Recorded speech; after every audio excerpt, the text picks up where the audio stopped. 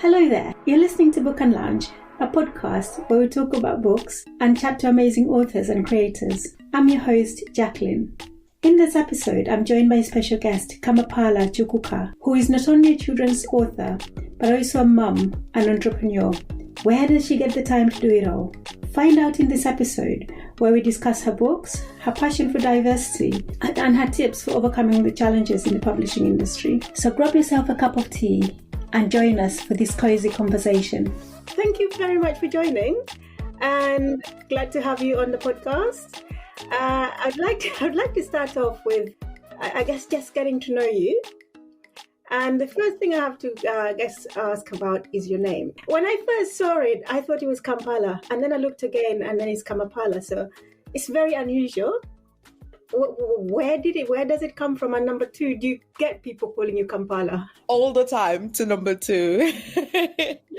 Yes, indeed. I have got one of the most unique names, because my name is not just one of those names that, you find everywhere. In fact, I think I'm one of three. That's how unique my name is, because my name originated from the small village that I come from in Cameroon. So I come from Cameroon, but my village is Bali. So a great grand aunt who was first given that name, and it was made up for her because the name just simply means grandmother of that district. So my name is Kamapala, but it was just too many letters, so they've shortened it to Kamapala. So Kamapala means grandmother of Paila, and Paila is just that small district where, in my village. So I inherited it from her, and then my younger cousin has it. So it's just the three of us who have that name. It's nice to be able to, to have a unique name that nobody else has. Yeah, a made up name. But I say that I really love the meaning of that name, Yeah. Grandmother, nurturer, carer. I think there was something about her that made them say, you know what, we're just going to give her a name that, just means grandmother of a place. Imagine having a little baby and calling them a grandmother. But it must have been her spirit. Like, they just saw her like, this one is going to be a nurturer. Let's give her that name. So, and talking about nurturing, you yourself are a nurturer because you've got 3 boys, haven't you? I do. I really do. And I think, I say it every time, a child's name before, in our culture, this, children's names used to carry so much meaning, not like now that we're being called Apple and Peaches, but our names used to carry so much meaning that you wanted to name a child so that the name was like a destiny tying kind of name, where you're like, you call this person God's favored one, and, they're like favored for the rest of their life. So yes, I say that. Well, I hope that my name, hopefully is giving me some of my characteristics, and, just caring for other people is really my thing. I love it. How old are your boys? So I've got a 9-year-old, an 8-year-old. So hubby and I literally did it back to back. The first time around, we're like, yep, babies are going out of style. Let's get as many as we can. Anyway, yes, I've got a 9-year-old, an 8-year-old, and a 3-year-old. Wow. How do you manage? I don't. I don't. I manage, this air quotes there, I manage-ish, because I've got help. I've got the moral support of a very caring partner, my husband. Even if, he's not physically there to do all the motherly, he is so supportive. You know that when you're feeling down, you can always go for a hug, and you feel better. So no, honestly, that's how I get my support. It's those days when I just want to cry, and there's somebody that I can just go like, listen, I'm overwhelmed. I'm like, okay, let's talk about it. I think we all need that sometimes, don't we? We all need that. So that it really makes up. And, it takes, let's go with the cliche, but it's the truth. It takes a village. Sometimes it's just the sisterhood around you. Sometimes it's just the friends, the mom friends who really know what you're going through, where you start the conversation and they just pick it up from you like, no, you stop. I'm going to be the one to share mine right now. So, because we're all going through the same, we all have the same, issues. And it's really easy for us to just let it out. just coming back to the challenges that you have just with the three boys. On top of that, you run a digital agency as well as write children's books. Where do you get the time? Because I'm just thinking about you and raising three boys. I'm just stressed already. And then you're now doing three or two other things at the same time. How and where do you get the time? No response. No response. It's a lot of late nights. The only way I cope is I want to say I've learned how to put a little structure in my day, but it's not even entirely true because some days are so chaotic that no structure can hold it down. You know how you got it nicely arranged and then clients just be like, yeah, we need your time extra. So no, I've learned to pace myself. That's the one, isn't it? So yes, deadlines, children, sometimes author, I can't be everything to everybody. So I'm not going to go crazy for all of you. So we prioritize the ones that really need, and I'm really lucky in that sense that I can afford to prioritize. Where if it's a client that needs me, okay, so you kids, you're just gonna be yourself today because mommy's got work. So yeah, I've learned how to prioritize. I've learned how to delegate. I've got a team as well, an amazing team of people that work with me, in my agency. So when things get overwhelming, I can always rely on my team. Like, please, can you hold down the fort? And they would definitely hold down the fort. The children, I'm so blessed as well because my older boys are so mature in themselves that they know when things are going to go, and they're like, okay, mommy, see you in the other room. We're going. So yes, it's a lot of delegation, pacing myself, just asking for help as much as I possibly can, because that's one thing I didn't realize that I needed until I realized that I needed it. Like, I need help, and I'm asking now. I'm no longer afraid to just ask for help. And, even if it's the clients, like, please, this deadline is really not possible. Can we move it? Do you mind? Like, I know you feel like the world is going to crumble if we don't move this deadline, but please, you have to just give us time. And we don't want to, overpromise to underdeliver. So we would definitely speak with our clients. And we're so fortunate as well that the people that come to work with us or partner with us in terms of clients, most, I would say, 90% of them are also moms, the business owners who understand what I'm going through. So they're like, okay, yeah, we understand. So yeah, it's been like that for me. I'm just really, really blessed in the sense that I've got good people around me who make me look good. Like, people think, oh my God, you've got it down. I'm like, my team. I got a fabulous team. So if I look good, it's because they're good people around me. Yeah, it's really good to hear that you do have good people to work with, and you do have it together. I mean, it's taken you to put this team together, so I think you should definitely take some of that credit yourself as well. You know what? I say to people, like, when you ask for what it is that you want, ask also for the connections that you need, because I know that we all want this, but if you don't have those people who are going to just come and make you want to be your best, challenge you on a daily basis, like my team members, I work with some really young minds, so they make me want to be sharp, because I'm like, I don't want to be looking like somebody who doesn't know what they're doing. Because they're making me want to learn, want to grow. Yes, they know so much more than I do, but it also challenges me to be better, even if it's just better leader. I'm up for it. Life is about learning. It sounds very exciting, your work environment. Now, coming back to your books. So you've written 3 children's books. Yes. Emma's Gift, Kind Obi, and Mommy's Love Will Always Be. Yes, that's correct. Can you tell us a little bit about the books, and then also your inspiration for writing them? Yes. Before I even start talking about my book, I just want to say that I never thought in the wildest, my wildest dream, that I'll be sitting someday, one day, saying I'm a published author of children's books. Never. It's not something that I ever thought I would do. So being a children's author is something that I feel I always want to use the word I feel compelled to do, because what I do is needed. So I'm going to put it out there like that.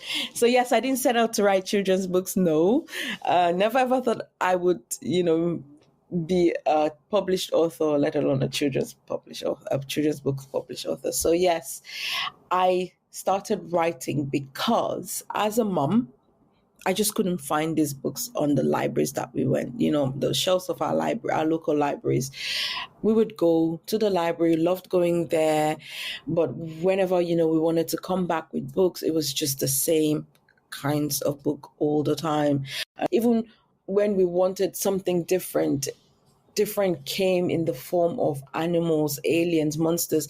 I just wanted them to see themselves, It wasn't too much to ask that we pick a book and there's a little brown girl on the cover or in the book, and, or we pick a book and there's a little brown or black boy in it as well. So it was just that frustration of not seeing those books. And even when we found those books, they were not either age appropriate or they were based on stereotypes. And I thought, gosh, somebody needs to write these books. Somebody needs to write these books. One of the things that I realized as well was these books were being written, but not at the scale at which we need them to be.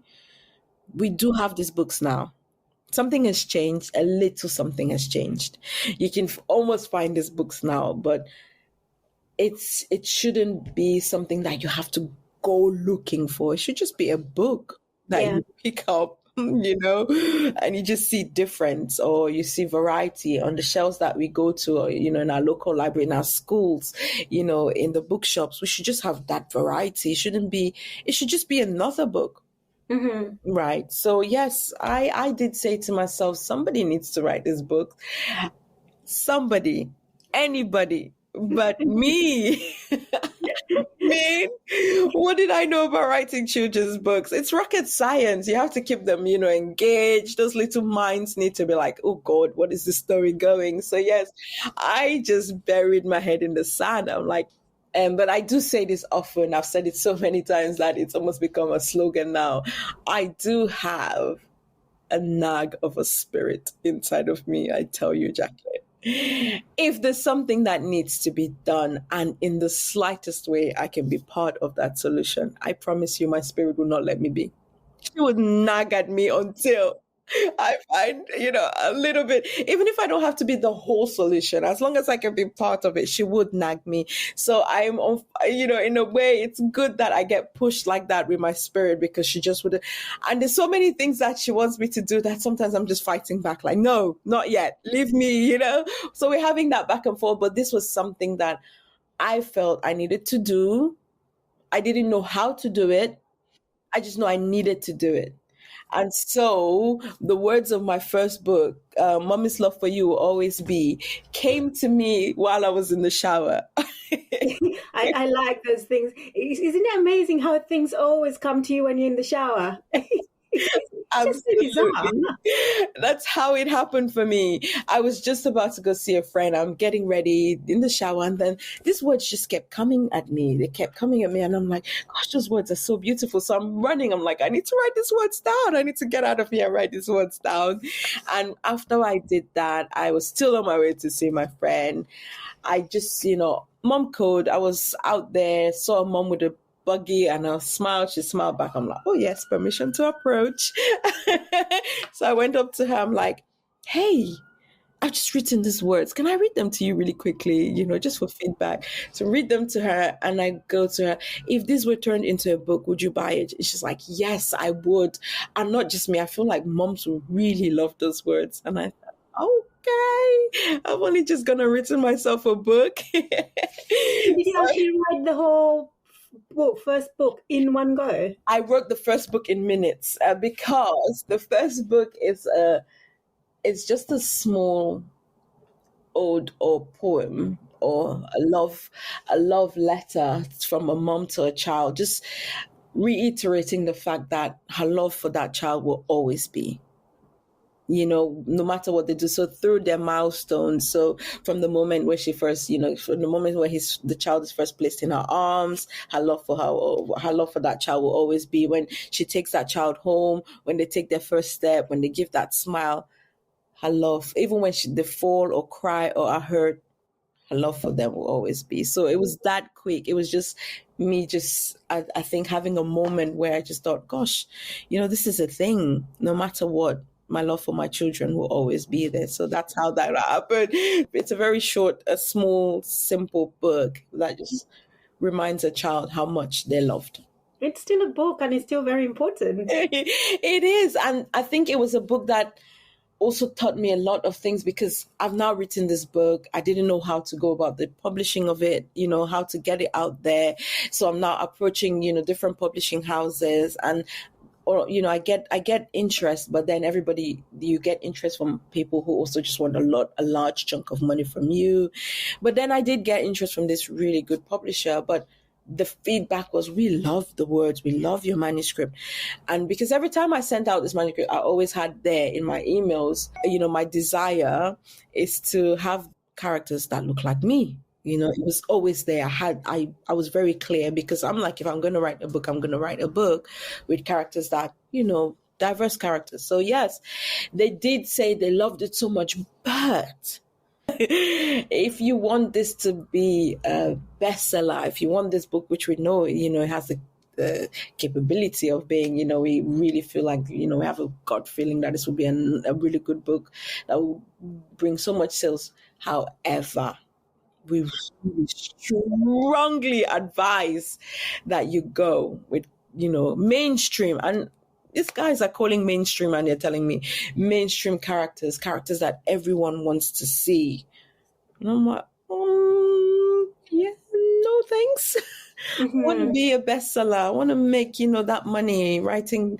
But this is important to me. This is something that I have to do. I must do, because I'm compelled. I've got a nag of a spirit who wants me to put out a book with characters that look like me. So my husband just said to me, you know what? Why don't you self-publish? Mm-hmm. Why don't you just do this thing your own? Do it your own. That way you have control of the creative process. You don't have to change anything. You keep it the way you want. And that is exactly what I did. So now you needed to find an illustrator. You needed to find someone to publish it. Can you just talk us through the process? Yes, absolutely. So yes, I'm now this, like a woman on a mission. How does this work? So it was get born today, walk tomorrow. That's how quickly I had to do this. I had to learn really quickly how the process worked. Very quickly, I went on Facebook, joined children author groups, joined as many as possible, just asked as many questions and learned so much, and decided, like, I'm going for it. I'm just going to jump in there and do it. And thankfully, if you're not aware, those of you listening and you have a book inside of you and you want to do this, there's so many platforms now that you can just write your book. You can find illustrators on Instagram, Upwork, Fiverr. There's so many illustrators out there looking for, opportunities to just showcase their skills. So yes, really quickly found that there was a platform called KDP, which is Amazon's own publishing company, which is completely free. So I did publish through Amazon. Then I found that if I wanted to have this in other channels like bookshops and bigger, I had to do Ingram Sparks, which now fulfills to larger bookshops. And yes, really quickly had to grow through the process. But when I did that and came out the other side and showed people my book, the reaction was just, wow. Wow. This is amazing. I took it to school to show the head teacher of my children's school, and this woman just gave me a big hug. And I was like, okay, it's only a book. It's not that, and she's like, no, the reason why I'm so proud and so really happy to see this is because we need more of these books. And this is coming from a white lady who taught many years in schools. We need more of these books. And she went on to tell me about this little girl that she had the opportunity of teaching. And she said this child was asked to draw a self-portrait, and she drew herself in her likeness, but when it came to her hair, she colored it blonde. And she didn't say it in a way as if the child was expressing her creativity. It felt, for me, the way she narrated the story, as if this child just felt like the only way she looked beautiful was if she had blonde hair. And that really made me sad. I thought, gosh, this is a thing that little girls just need to see themselves and, be made to know that you're beautiful just the way you are. And I think that was the moment for me. I thought, gosh, I'm going to do this again and again and again and again, as many times over as I possibly can. But there was also the other side of it. What kind of stories do I want to tell? Mm-hmm. So that led me to really sitting with myself and just realizing, like, yes, there's a market for it now, but there's also morals that I want to pass through my books, the messages that I want to give kids. Yes, you're beautiful, you're all of that, but you're also confident, you're kind, you're humble. So just feel it with those moral virtues where they can just pick it up and just go out there and be good humans. So yes, that's where it's all going now. I read Kind Opie, and just that question, what do you want to be when you grow up? I want to be kind. I just thought that was so sweet. I know. I feel like it's the pressures of life that make us just forget who we are when we're children, because indeed children want to be kind. We all want to be kind, but sometimes, life, you meet other people who are not so kind, and you're like, why do I have to be the kind one?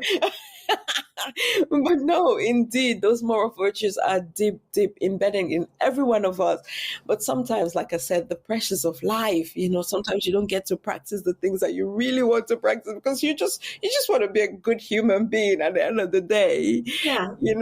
Just love somebody else, care for somebody else, be kind to somebody else. But yeah, I feel like if we just keep reminding children, yes, just keep reminding them. It would definitely be a better place if we have children growing up with all these virtues and all these qualities. Absolutely, 100%. And confident adults as well.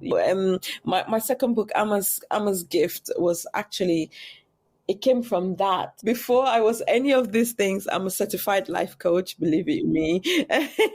And it's come because I also had some self-esteem issues that I had to deal with, work through, and then decided, like, you know what, if I can learn the skills to just be me and be free and just be happy in who I am, then maybe I can actually help somebody else or guide somebody else to be who they are and be confident. Anyway, one of the things that I kept hearing during my coaching sessions with clients was, I want to do this, I want to do that, I want to do this, I want to do that, but I'm worried about what my friends would think, what my family would think, what my pastor would think, so it was always that, but, I want to, but. So Emma's Gift, the message in that book is just, you have something, right? Share it. Just share it with the world. So this little girl loves singing. She loves singing, but she only sings to her parents because, you're confident with who you're confident with. Her parents think she has the most amazing voice, but she will not share it with anyone else. So one night she has a dream. This fairy angel appears to her and then, says to her, that beautiful voice you have. So this is the angel talking to her. Said, my dear Amma, you are a bright and confident girl. That beautiful voice you have, that gift, that magical voice wasn't given to you to keep to yourself. You received this gift to share with everyone you know. Every time you sing, you make the world more beautiful. Whenever you sing, you share happiness, hope, and love. Amma, don't let fear stop you from sharing your gift. Share your voice and you see how much of a difference you can make. And that is it, really. Yes, we are worried that what would they think? But then until you share it, and then, okay, maybe their feedback will come, oh, that wasn't good. But then you've done it, right? Yes. Done it. But I think that message is not just for children, it's also for adults, because if you think about it, how many times do we as grown-ups just really fret and worry about doing things? And then once you've done it, you're like, that wasn't that bad. No. It wasn't. I didn't die in the process. Exactly. I mean, what's the worst that can happen? But it's amazing how much fear holds us back.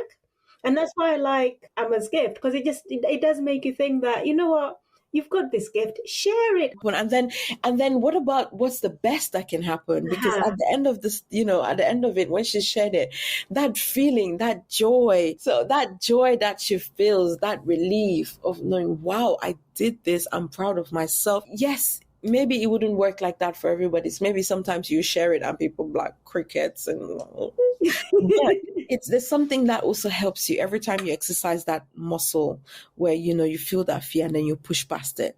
Yes. You grow in confidence, you grow as a person, that every time you exercise that muscle, because the next time that you want to do it, you do it the first time, it's not well received, but you've grown a little. Yes. You do it the second time, maybe, they might receive it even better, but that just helps you to strengthen that muscle of confidence, pushing yourself. And I think, sometimes we just really need to just trust even our own selves. My goodness. Yes, maybe people will not receive it, but trust yourself that this is something that I have to do for me. Mm-hmm. And having good people around you as well, it's really key. People who keep pushing you to be better. Yeah. Now, coming back to the book, what's the age range then for your readers? And also, what feedback have you received from them? Right. So Mommy's Love for You, like I said, it's a baby book. So I ideally my audience would be like 0, because most of the times what I hear is people buy that for moms to be. So yes, Mommy's Love for You always be, I would say it's from 0 to 4 or 0 to 3, but that age range where they're still, oh, mommy, gushy. But how I say that to say that you're never too old to hear that, Mommy's Love for You will always be. So I do have readers who've picked up this book even for their 6-year-old. And I even I've got a grown-up woman buy this book for her mom. So there's really, I guess, it's never going to go out of style the way a mother feels towards their child, no matter the age. Yes, it was ideally for that age, but I think it's just a book that has a life of its own. How you feel it is how you feel it. But the other 2 are specifically geared for Key Stage 2. So from reception to Key Stage 2, because I think that age works really well for me, because that's the age of my boys anyways. So I'll say from 4 to 8. For Kind OB, because it's a quick book, it's a quick read, so I wouldn't go as far as saying Key Stage 2 you can read it, but the message in it is something that, again, there's really no age, because kindness is something that is so universal that even children who are much older will still get the point of the story. While it's not a study book for older children, it's a good story for morals for any child. So yes, my books are geared towards 4 to 8 for Kind OB and Emma's Gift, and 0 to 3 for Mommy's Love for You always be, to answer it very simply. Yes. And the feedback. So what has been the feedback? I know you told us about the head teacher, but how about children themselves? Yes, absolutely. What did your kids think? Well, the first time when the package arrived and I opened it up, and my 3-year-old, my middle one, who was then 3, when I opened it and I started reading it to him, and he was like, "Mommy, is that me?" I know it sounds cliche, but it's the truth. He actually genuinely thought that was him in the book. And, I've got 3, but at the time I had 2. I couldn't say, "Oh, no, it's you and your brother." So I just said, yeah, it could be, why not? It could be you. So yes, it's a book that when you pick up when you look at the illustrations as well, they are just cute.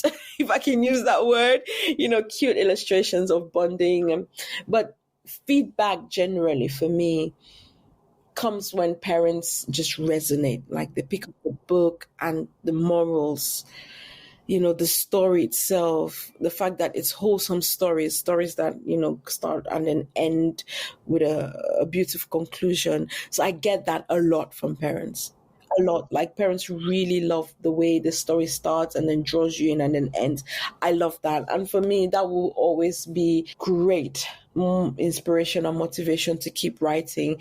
But like we said, we're on a mission. We're on a mission. Well, we're here because we know that what we're doing is needed. We're going to keep doing it, God willing. We're going to keep doing it until we've inspired so many other authors that look like me to pick up a book and publish it. We're going to keep doing it until little boys and girls who look like me see themselves in bookshops, in schools. We're going to keep doing it until little boys and girls feel that they too can be authors. Mm-hmm. Because back in the day, an author used to come, with a certain stereotype. When you heard that somebody was an author, you immediately pictured a kind of, So now when you see, if I come to you and I'm an author, you're like, oh, really? So it's that. It's going to schools as well, talking to kids and making them realize that it's not that classified. You can do this, it's not just for an elite bunch. You can do this. Mm-hmm. So yes, we will keep doing it until. Now you mentioned going to schools. I don't know. I think we tried to have this conversation sometime back in October. Yes. But you were so busy because it was Black History Month, and so you had so many engagements. Yes. And you earlier on said that you feel that things have changed somewhat since you started doing this. But do you think that as Black people, we still face a lot of challenges? I mean, these writers that you're trying to inspire, I mean, there are still a lot of challenges that not only from the publishing group, like you had yourself where you were told to make your book more mainstream, for example, and then sometimes by having your name on a book, on a manuscript, that in itself just rules you out. And then the stories that you're trying to tell, the perception is that, no one's going to buy it. Honestly. Right. So how, as a Black upcoming writer, do you overcome those challenges? Do you know what? I just feel like that's the holy grail of all questions. Do you know why I say that? Because yes, I'm doing it. But then do you know how many other authors that look like me, or potential authors, right? Authors, aspiring authors come to me and be like, I've tried this, I've written stories, I've tried to put it out there, but it's just been so challenging. First of all, there's that huge offset cost of publishing a book, which comes in the form of illustrations. Like if you don't have that money up front, and especially if you want to do quality, and that's a whole other story. And I think most of my friends on the other side of the pond, my American authors, they have to fundraise to get books out there because it's that expensive. So yes, already you can see that there's a certain class of people who would not go on to do this because there's already that huge challenge of costs, upfront costs, which many of us, literally have to scrimp and scram to get to. Fortunately for me, I have a husband who's just like, yeah, I really believe in this thing. Let's go. So he literally funded all my books, really, thankfully. And whenever I come, I got another project.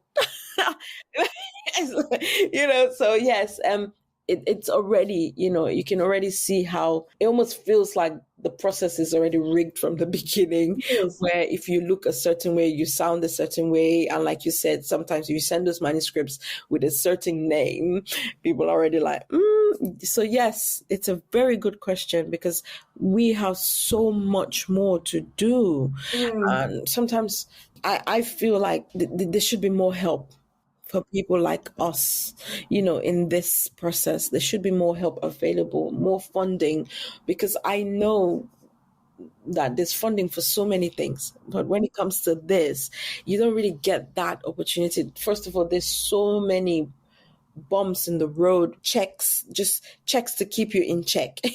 So yes, I feel we need more help for this and people up there doing more for this, in this industry, especially for people that look like us to put it out there. But we don't have that. So it really have to just be you fighting against all odds to make it happen for you and for what you believe in. Because if you're looking for help, to be quite honest, I don't see much of it available out there. There's demand for your books. Your books do sell and people do buy your books. And books like yours are needed. And I mean, diverse books just in general are needed. I mean, I run a Black reading group. So we do look for these books and read these books all the time. So these books are needed. Definitely. But for some reason, the publishing companies are still very myopic in mind. So I guess what message do you have for the publishing industry? See, the thing is, we've been pushing this message for a very long time because I went for London Book Fair. Yeah.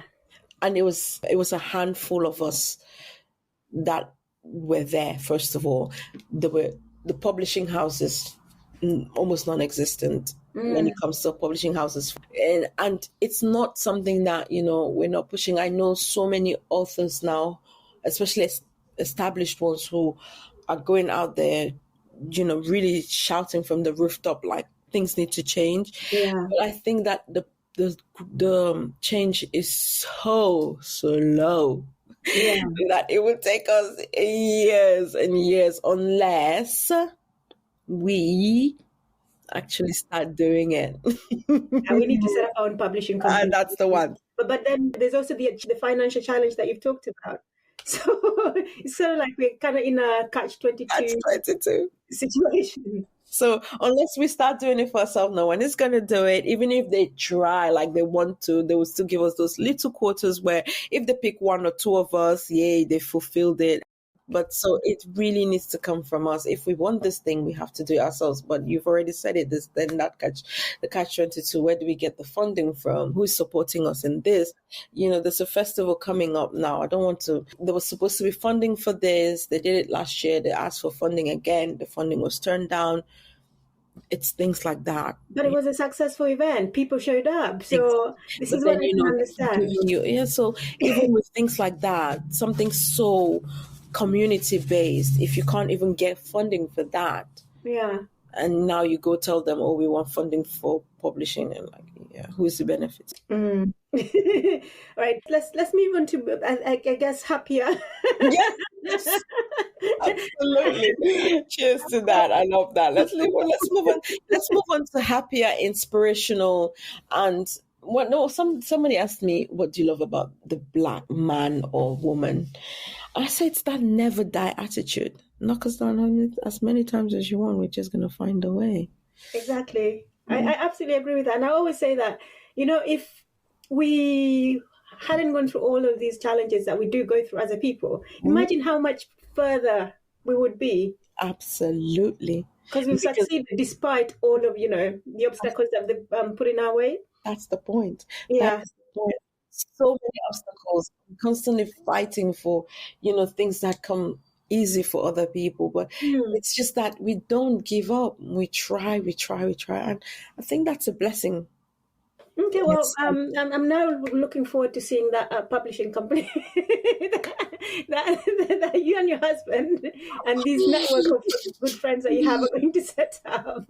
And we'll absolutely be here to back you up and to support you. Hey, you know what?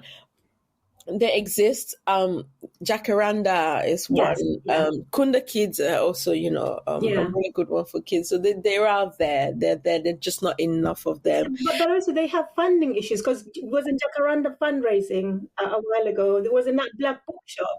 There you go. Fundraising. Afori. Yeah. So that is it. Like there is always going to be a challenge for us. Yeah. No matter what. Like but then I think one of the things that they've shown us is it can be done. They will still keep pushing no matter how many times they're told no, they will keep pushing until they find a way. So, and I also say that to say that I still help. I help in terms of publishing the little knowledge that I have. I'm here, and I'm available. If anybody ever needs that, oh, how did you do it? It's no secret. There's no point in me hiding it. I want as many of us doing the same thing as possible. So I'm here. I'm happy to just share the process. But at the same time, I get so many people approach me.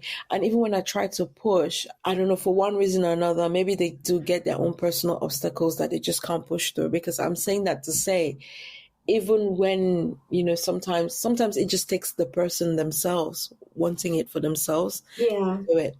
Yeah. Because you give people all the knowledge, and yet you still don't see the results. You're still looking for the book. When is it coming out? So just want this so much for yourself. Want it so much for yourself. And so, coming back to you, you run a digital agency.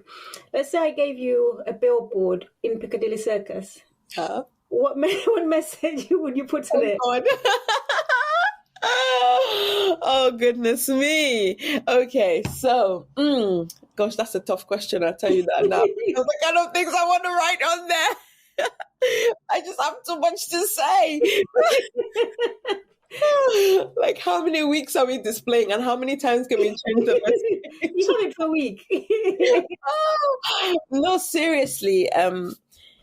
So I do run a digital agency, like you said, and I think branding, on whether it's for personal or for business, is so important. We need this, and I'm a big advocate for kindness. That's why Kind Ovi for me is still one of my favorite books I've ever written so far, and I want to do amazing things with that book. I just pacing myself. Pacing myself. I want to do things like raising funds for children hospices, because I just feel like, gosh, the people who need these books as well, it's hard for them. Most families can't afford to pay for food, yet alone buy a children's book. So the people who you want to read these books cannot almost afford to buy this book. So for me, I'm trying to push as well that schools, yes, they get their funding cut so much that they too are just like, there's only so many books that we can buy, especially, the type of prices that you want. So I think that those billboard messages will have to be geared towards, let's come together and do more. I'm here for it. I feel like collaboration is the highest order of achievement of success. Like, once you've learned how to collaborate with other people so that you get that common goal that you're all striving to get, that's when you've achieved success in your life, where you're just like getting people together and you're making things happen. So the message will be, let's come together, like, it will be there. Like, I want everybody to know we're trying to do something. Let's come together and make it happen. So yes, every week we'll just be telling them, come together and make things happen, because I feel that as a community, it's really hard so far to just get us doing these things.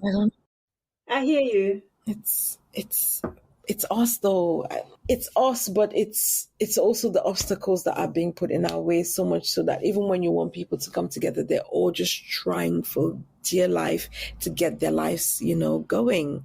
So when you say come together, you're like, but are you taking me away from, trying to Feed my children. feed my children?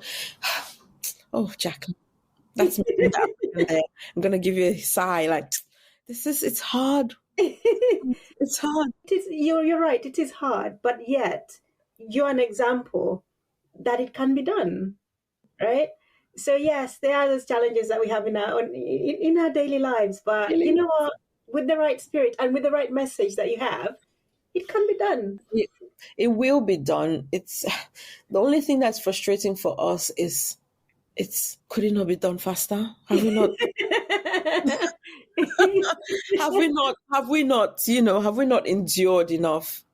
Does it have to take this long? Could it really not just happen tomorrow? Could we really not just all wake up? I'm like, oh my God, look what happened. Why does it? Could we not be overnight successes for once in our entire life? Anyways, but you already know that anything good takes time, they say. And sometimes you're like, does it really have to? But hey, if I think probably our generation is the one that is setting the foundation.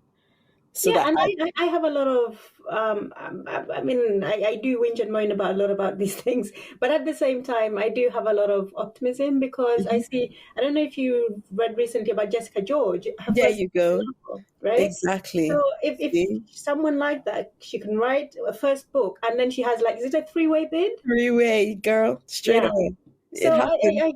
although those challenges are there, I do have a lot of optimism that with people like you, just saying, you know what, we're not going to sit around and wait No. for somebody else to tell our stories. We're going to tell our stories ourselves. And if you like it, you publish it. If you don't, we'll publish it ourselves. That's it. And we're going to get as many other people. We're going to look to get to, to put as many other stories out there, help as many more authors, and just inspire these young people to know like something has begun. And that's what fills me with the optimism. I do realize that we're way. Oh my goodness! And there's still so many questions that I want to. Listen, I do a podcast a lot, but this has been just so flowy. Like it's just been like we're just having a chat. Like I just love where we're going, and unfortunately, I don't want it to end. But I know that even the listeners are like, "Okay, girls, we have other things in our lives that we do. We don't want to sit here and be listening to you girls all day long." I think I'll definitely have to get you back so that because I mean, there's this thing I want to ask you about. Cancel culture, for example, critical race theory, all of that. We will need a whole other podcast. I'm going to have to save that for a completely different conversation. Oh, yeah. Absolutely, because this has been amazing. And it's just the message, that we're trying to put out it's something that we need to just reiterate every day of the week. Like every time you have, somebody come on here and just saying the same thing, so much so that we're all saying the same, we're just singing from the same hymn book, so that we have no choice but to just let that rolling effect take place. Yes. So yes, absolutely. I'm just thinking to myself, gosh, it's a lot of work, but it has to be done. And so we have to start it. We're doing it. Look at you running a podcast for, people like me to come on and just, share our stories. That's how it starts. I'm doing my bit. You're doing your bit. Yeah. We're together. We're all just doing something.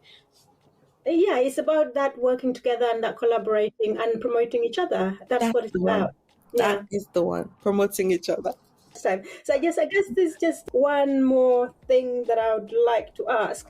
So if people want to buy your books, yes, where can we find them? And also if someone wants to contact you, yes, to collaborate or just get some inspiration, well, how can we get hold of you? So my name is Kamapala Chukwuka, and I before my branding was all Kamapala Chukwuka, but I realized that it's a bit of a mouthful. People would not remember it all day long, so I've shortened it to just Kamapala C, and that's how I've kept my branding across all social media platforms.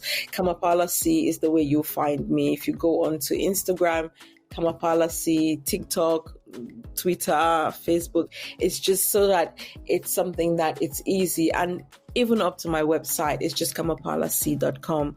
That way, it's much easier than trying to say Kamapala Chukwuka. So yes, you find me on kamapalac.com. You find me on Instagram at kamapalac or kamapala_C, because I think, I couldn't get on Kamapala C. So kamapala_C, and it's the same across every other social media platform. And your books, where can we buy them?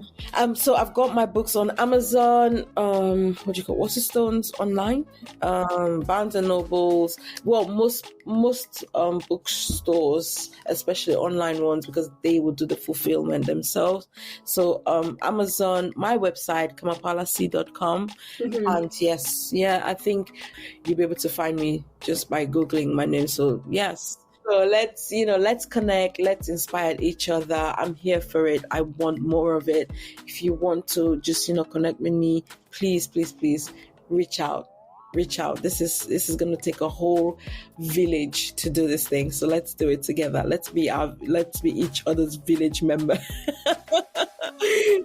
It's been such a great conversation, and I think I could spend hours just chatting to you, but unfortunately we have to end it here. Yes. So I just really want to say thank you so much for your time and for the inspiring messages and just for being an inspiration. No, it's me who is thanking you. Thank you for doing this. People are doing this. We're doing it. We're all working together to do something. We're doing it. Yes, we're laying foundations, and they're going to be solid for the little ones coming up to just have, to run with it too. Oh, thank you. Right. Well, you have a great rest of the day and enjoy the sunshine while we still have it. You know what, I plan to. And you as well. Thank you so much, Jacqueline. Thank you. And thank you so much for listening.